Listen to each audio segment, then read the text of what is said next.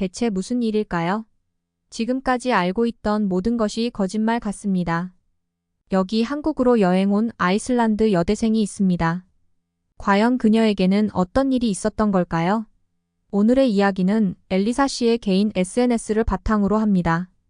안녕하세요. 저는 아이슬란드에서 온 엘리사라고 합니다.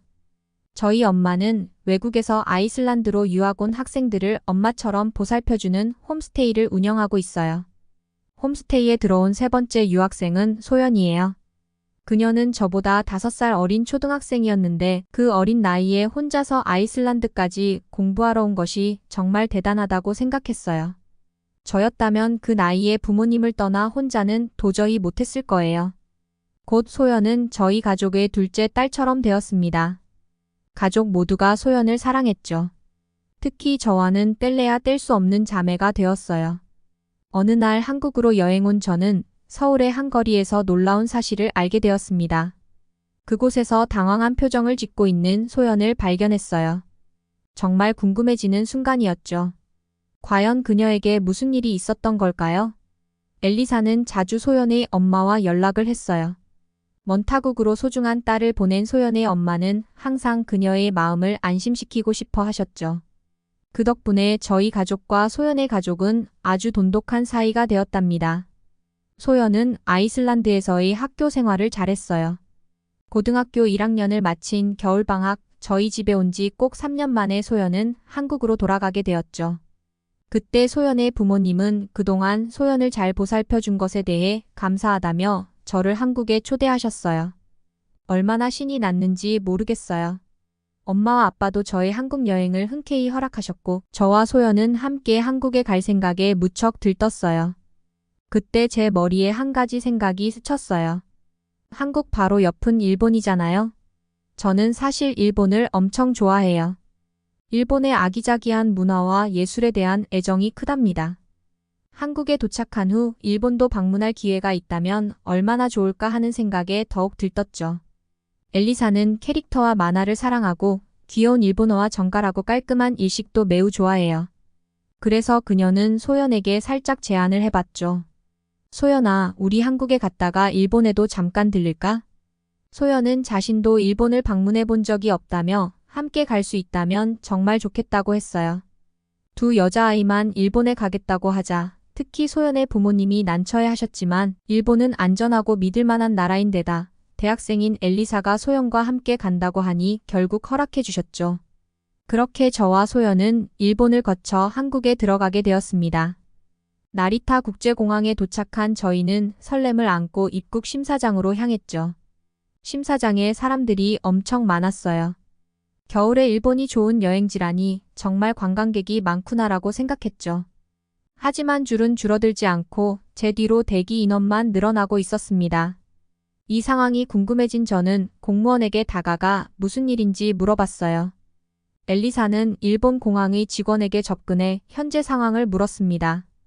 일본 직원은 간단하게 컴퓨터 오류입니다 라고만 대답했어요. 더 구체적인 설명을 듣고 싶었지만 직원은 더 이상의 대답을 하지 않았습니다. 아마도 컴퓨터 오류 때문에 약간의 지연이 있을 것 같았죠. 하지만 엘리사와 소연은 여행의 첫날부터 흥미진진한 이야기를 만들 수 있을 것 같았어요. 아마도 전산 오류 때문에 심사가 지연되고 있었던 것 같아요.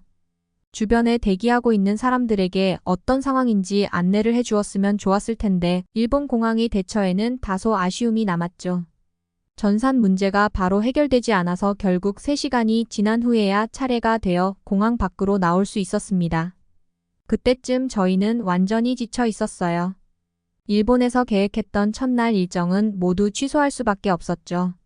저희는 바로 호텔로 향했습니다. 일본의 호텔은 아주 작고 아기자기했어요. 침대와 화장실도 굉장히 작더라고요. 그러나 그 소박한 공간 속에서도 일본의 정교함과 세심함이 느껴졌죠. 늦잠을 잔 후 엘리사와 소연은 맛있는 점심을 먹기 위해 휴대폰으로 근처 맛집을 검색했습니다. 운 좋게도 호텔 근처에 구글 평점이 높은 무한 리필 고깃집을 발견했죠. 고기를 무척 좋아하는 두 사람은 기분 좋게 그 식당으로 향했습니다. 그곳은 QR코드를 찍고 자리를 안내받는 현대적인 시스템이었고, 일본에서의 첫 식사로서 기대를 가득 안고 메뉴를 선택했습니다. 일본의 전통적이고 맛있는 요리를 맛보며 두 사람은 이제 곧 시작될 한국 여행에 대한 기대감으로 가득 찼습니다. 1시간 동안 무한으로 야키니쿠를 즐길 수 있는 식당이었던 것만으로도 벌써 행복했죠. 엘리사와 소연은 입구에서 QR코드를 찍고 음료수를 주문한 뒤 안내받은 자리에 앉았습니다. 테이블은 비어 있었고 주문한 음식을 기다리는데 10분이 지나도 아무것도 나오지 않았어요. 약 15분이 지나자 엘리사가 주문한 라멘 한 그릇과 소연의 콜라가 마침내 도착했습니다. 엘리사와 소연은 마침내 주문한 음식이 도착했지만 젓가락은 여전히 나오지 않았어요. 웨이터에게 젓가락을 요청하고 한참을 더 기다려서야 겨우 받을 수 있었습니다. 드디어 고기를 굽기 시작했는데 화로가 충분히 뜨겁지 않아 고기가 잘 익지 않았죠. 첫 한 입을 먹었는데 그 맛이 정말 실망스러웠습니다. 무한 리필집이라고 해도 맛이 좋을 거라 기대했던 것은 구글 평점이 높았기 때문이에요. 일본의 첫 식사 경험이 이렇게 실망스러운 것이 조금은 아쉬웠습니다. 음식이 늦게 나오고 화로의 불길이 너무 약해 머무를 수 있는 시간이 거의 끝나갈 무렵에야 음식을 맛볼 수 있었어요. 마치 사기를 당한 것 같은 기분이 들었죠. 음식은 늦게 나오는데 계산은 유독 빨리 하려고 하더라고요. 마치 일부러 고기와 화로를 늦게 가져다 준 것이 아닌가 하는 의심까지 들었습니다. 정말 실망스러운 첫 식사였고 식사 후에는 시부야 전망대에 가기 위해 도쿄의 복잡한 지하철을 이용해야 했습니다. 그렇지만 이 경험도 여행의 일부라고 생각하며 엘리사와 소연은 다음 목적지로 향했습니다. 노선도를 보는 것조차 쉽지 않아 도움을 요청하고 싶었지만 마땅히 도움을 청할 곳이 없어 보였어요. 느낌인지 모르겠지만 일본인들은 저희를 피하는 것 같았거든요. 어쩔 수 없이 인터넷을 통해 도움을 받아 겨우 표를 사고 지하철에 탔습니다. 엘리사와 소연은 본격적인 일본 여행에 마음이 들떠 즐겁게 이야기를 나누었어요. 하지만 곧 주변에서 차가운 시선이 느껴졌습니다. 당시에는 몰랐는데 일본의 지하철은 도서관처럼 조용하더군요. 저희는 얼른 목소리를 낮추고 조용히 이야기를 계속했습니다. 공공장소에서의 예의를 지키는 것은 알고 있었지만 말소리도 이처럼 제한되는지 몰랐어요. 일본의 조용한 문화가 처음엔 매력적으로 보였지만 직접 경험해보니 너무 숨이 막히는 기분이었죠. 지하철에서 빨리 내리고 싶은 마음뿐이었습니다. 어린아이와 함께라면 도쿄 지하철은 피하는 것이 좋겠다는 생각이 들었습니다. 시부야 전망대에 올라 멋진 도쿄의 시내를 내려다보며 저희는 시내로 나가기로 했습니다. 전망대에서 바라본 도시의 야경은 정말 환상적이었어요. 그곳에서 도쿄의 넓고 복잡한 모습을 한눈에 볼 수 있었고 도시의 활기와 불빛들이 저희를 다시 활기차게 만들었습니다. 엘리사와 소연은 다양한 쇼핑 아이템들을 둘러보며 시간을 보냈습니다. 포장이 작고 귀여운 아이템들이 많아 모두 사고 싶었지만 대부분의 가게에서 신용카드 사용이 불가능해 현금만 사용하다 보니 환전해 간 돈이 금방 바닥이 났어요. 일반적으로 관광지에서는 카드를 쓸 수 있는데 일본 같은 선진국에서 신용카드 사용을 꺼리는 이유를 이해할 수 없었습니다. 쇼핑을 하며 걷다 보니 어느새 도시 외곽으로 나와버렸나 봅니다. 일본을 항상 깨끗한 나라로 생각했는데 이곳은 그렇지 않았어요. 오래되고 방치된 낡은 건물들이 많이 보이고 거리에는 퀴퀴한 냄새가 났습니다. 불안한 마음에 얼른 오던 길로 되돌아왔습니다. 마치 풍선에 바람이 빠지듯 제 마음에도 구멍이 난 듯 했어요. 그동안 가지고 있던 일본에 대한 막연한 환상이 깨지는 순간이었죠. 소연도 비슷한 기분이었는지 우리는 그저 조용히 걸어만 갔습니다. 아이슬란드에서 일본까지 이렇게 멀리 와서 겪어야 하나 하며 일본 여행이 조금은 씁쓸하게 느껴졌습니다. 그러나 이러한 경험도 여행의 일부라고 생각하며 우리는 다음 목적지로 발걸음을 옮겼습니다. 후회는 하지 않았어요. 만약 오지 않았다면 일본의 진짜 모습을 몰랐을 테니까요. 이제는 그 모습을 알게 되었으니까요. 다음 날 엘리사와 소연은 한국행 비행기에 몸을 실었습니다. 일본에서의 아쉬움을 한국에서 달래길 바랐습니다. 곧 비행기는 인천공항에 도착했고 소연은 안내 멘트가 나오자마자 와이파이를 연결하더니 부모님께 전화를 하기 시작했습니다. 무료 와이파이로 전화를 하는 것이 놀랍지만 통화 품질이 꽤 좋았습니다. 그 순간 저는 한국의 선진 기술에 대한 기대감이 커지기 시작했습니다. 놀랍게도 인천공항의 와이파이는 상식을 뛰어넘었습니다. 부모님께 문자를 보내려고 와이파이에 연결했는데 문자는 순식간에 전송되었고 사진도 금방 전송 완료되었습니다. 이게 뭔가요? 어떻게 이렇게 빠를 수 있죠? 심지어 캐나다보다 인천공항의 와이파이가 더 빨랐습니다. 한국은 단순히 와이파이만 빠른 게 아니었습니다. 모든 것이 빠르게 움직이는 것처럼 느껴졌습니다. 비행기에서 내린 후 한국인들은 서로를 앞지르며 빠르게 입국장으로 향했습니다. 엘리사와 소연은 자연스럽게 조금 뒤처졌죠. 왜 이렇게 걸음이 빠른 걸까? 하고 물었을 때 소연은 웃으며 말했습니다. 한국 사람들은 빨리빨리 문화에 익숙해. 나도 아이슬란드 가기 전엔 그랬어. 입국장으로 가는 도중 화장실에 들렀는데 마침 그곳을 정리하시는 분을 만났습니다.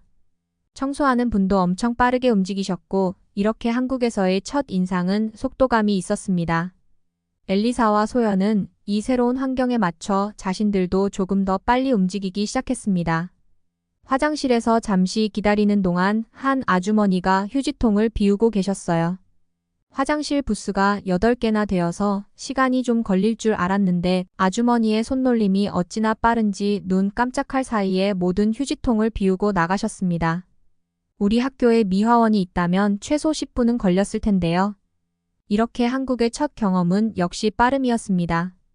한국에서의 프로페셔널한 모습은 정말 놀라웠어요. 한국 사람들에게는 마치 빨리빨리 유전자가 있는 것 같습니다. 나리타 공항에서 겪었던 전산 문제와 달리 인천공항에서는 그런 문제가 없었습니다. 하지만 입국 심사장에 사람이 많아서 한순간은 한숨이 나올 뻔했죠. 그런데 정말 놀랍게도 순식간에 많던 사람들이 입국장 너머로 사라졌습니다. 이렇게 신속한 입국 심사를 경험해 본 적이 없어서 정말 놀랐습니다. 인천공항의 속도는 정말 놀라웠습니다. 도착하자마자 정신이 쏙 빠질 것 같다고 소연에게 말했어요. 그녀는 웃으면서 곧 익숙해질 거라고 답했습니다. 입국장을 나서자마자 소연의 부모님과 동생이 우리를 기다리고 계셨어요. 해외여행에서 입국장에 제 이름이 적힌 피켓을 든 사람들을 본 적은 있지만 실제로 저를 맞이하는 건 처음이었습니다. 마치 영화 속 한 장면 같았죠. 소연은 부모님을 꼭 안고 눈물을 보이며 반가움을 표현했습니다. 이 순간을 보며 저도 감동을 받았어요. 소연의 동생에게 매달리며 귀여운 모습을 보인 그 순간 평소에 진중한 소연의 모습은 어디에도 없었습니다. 저는 열심히 연습했던 한국어로 소연의 부모님과 동생에게 인사를 건넸습니다. 안녕하세요. 저는 엘리사입니다. 초대해 주셔서 정말 감사합니다. 제 유창한 한국어에 모두 놀란 표정을 지었습니다. 그동안 열심히 연습한 제 한국어가 빛을 발하는 순간이었죠. 공항 밖으로 나가자 소연의 부모님이 예약해둔 밴이 저희를 향해 다가왔습니다. 그 멋진 외관의 밴은 이번 여행의 시작을 알리는 듯 했습니다. 세계적으로 유명한 자동차 산업 국가인 한국에서 대부분의 차들이 현지 브랜드인 것을 보며 감탄했습니다. 저희를 기다리고 있던 밴도 현대차였어요. 아이슬란드에서는 가성비로 인기를 끌고 있는 현대차를 저희 가족은 아직 한 번도 타본 적이 없었습니다. 우리 가족은 일반적으로 일본 제품을 선호했기 때문이죠. 아빠는 주로 일본 차를 운전했으니까요. 아버지가 주로 사용하시는 가전제품과 차량들과 달리 이번에 탑승한 밴은 마치 고급 응접실을 그대로 옮겨놓은 듯 했습니다. 차 바닥은 나무 소재로 되어 있었고 천연 가죽으로 덮인 리클라이너 좌석이 저희를 맞이했습니다. 운전석과 승객 사이에는 LED 스마트 TV가 장착되어 있었고 제가 태어나서 타본 모든 차 중에서 단연 최고였습니다. 지연의 집으로 향하는 도중 하늘에서는 펑펑 눈이 내리기 시작했습니다. 아이슬란드에서 온 엘리사에게 눈은 익숙한 광경이지만 한국의 겨울 풍경 속에서 눈을 보는 것은 새로운 경험이었습니다. 차창 너머로 펼쳐지는 눈 덮인 도시의 모습이 마치 동화 속 한 장면 같았습니다. 한국의 첫 아침은 소연의 엄마가 차려준 맛있는 한식으로 하루를 시작했습니다. 창 밖으로는 눈이 계속 내리고 있었어요. 오늘은 서울시티 투어 버스를 타기로 했는데 미끄러운 도로 때문에 버스 운행이 어려울까 걱정이 되었습니다. 하지만 우리는 여정을 계속하기로 했습니다. 계획대로 지하철역으로 향했습니다. 한국의 겨울은 아이슬란드의 겨울만큼 추웠어요. 영하 15도의 눈이 계속 내렸지만 서울의 도로는 놀랍게도 눈이 전혀 없었습니다. 어떻게 이게 가능하지? 정말 신기했습니다. 한국에는 아마도 특별한 제설 시스템이 있는 것 같습니다. 그런 시스템이 있다면 아이슬란드에도 수출해 주시면 좋겠다고 생각했습니다. 아이슬란드에서는 겨울마다 얼어붙은 도로 때문에 스노우 체인이 필수품이지만 여기 서울에서는 스노우 체인이 필요 없어 보였습니다. 곧 저희는 지하철역에 도착했고 서울의 효과적인 제설 시스템 덕분에 시내를 누비는데 아무런 문제가 없었습니다. 한국의 겨울과 기술력을 경험하는 것은 매우 새롭고 흥미로운 일이었습니다. 서울 지하철역에 도착하자 도쿄 지하철과의 차이점이 궁금해졌습니다. 계단을 내려가는데 맛있는 빵 냄새가 코를 자극했고 이곳이 지하철역이라는 사실이 믿기지 않을 정도였습니다. 지연이 편의점에 들어가더니 티머니 카드를 하나 사서 저에게 선물했습니다. 이 카드 하나로 편의점에서의 먹거리는 물론 지하철, 버스, 택시까지 모두 이용할 수 있다고 하더군요. 정말 한국다운 시스템이라는 생각이 들었어요. 승강장에 내려서자 양쪽을 막고 있는 플라스틱 벽이 눈에 띄었습니다. 저건 뭐야? 라고 물었을 때 소연의 스크린 도어예요. 사람들이 선로로 떨어지는 것을 막기 위한 안전장치죠 라고 설명해 주었습니다. 아이슬란드에서는 보지 못한 기능이라 신기했습니다. 서울의 지하철은 효율적이고 사용자 친화적인 시스템으로 가득 차 있었고 모든 것이 체계적으로 잘 구성되어 있었습니다. 서울 지하철역의 스크린 도어를 보고 놀랐습니다. 일본 지하철에서 본 스크린 도어는 승강장의 일부만 막혀 있거나 줄로 이어진 것이 전부였죠. 일본에서 그것을 보고도 일본인들이 안전을 중시한다고 생각했었는데 한국의 시스템은 그보다 훨씬 더 진보적이었습니다.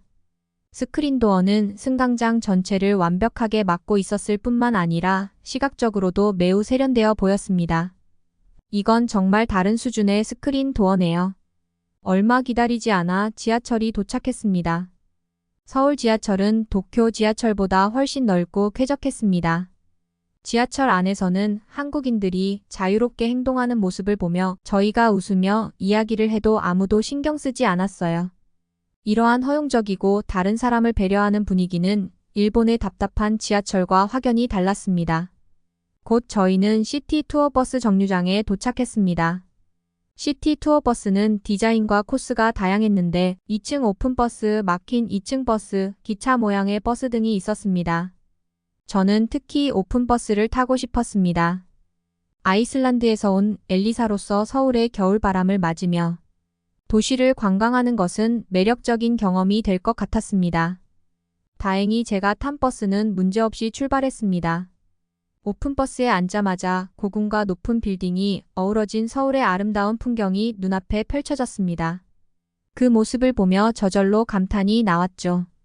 버스에서는 여러 나라에서 온 관광객들을 위해 4가지 언어로 설명을 제공했어요.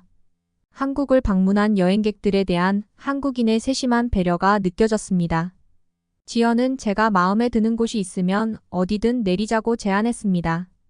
서울시티 투어버스는 하루 동안 무제한으로 타고 내릴 수 있었어요. 한국을 경험할수록 왜 외국인들이 한국에 열광하는지 이해할 수 있었습니다. 저는 이전까지 아시아에서 가장 훌륭한 나라가 일본이라고 생각해왔지만 이곳 한국을 방문하고 나서는 그런 선입견을 버릴 수 있었습니다. 짧은 시간 동안 일본과 한국을 돌아본 후 저는 망설임 없이 말할 수 있습니다. 분명 한국은 여러 면에서 일본을 앞서 나간다고 생각해요. 한국이 얼마나 발전했는지 아버지에게도 꼭 말해줘야겠다고 생각했어요. 아빠와 함께 다시 한국을 방문해야겠다고 생각했어요. 아빠도 제 말만으로는 한국에 대한 오해를 풀지 못하실 테니까요. 아이슬란드에서 일본과 한국 여행을 오게 된 엘리사 씨의 사연 어떻게 들으셨나요? 오늘의 사연이 마음에 드셨다면 구독과 좋아요를 눌러주세요. 여러분의 구독과 좋아요는 계속해서 좋은 사연을 소개할 수 있는 힘이 됩니다. 지금까지 한국에 대한 흥미롭고 감동적인 이야기를 전하는 감동의 발견이었습니다. 시청해주셔서 감사합니다.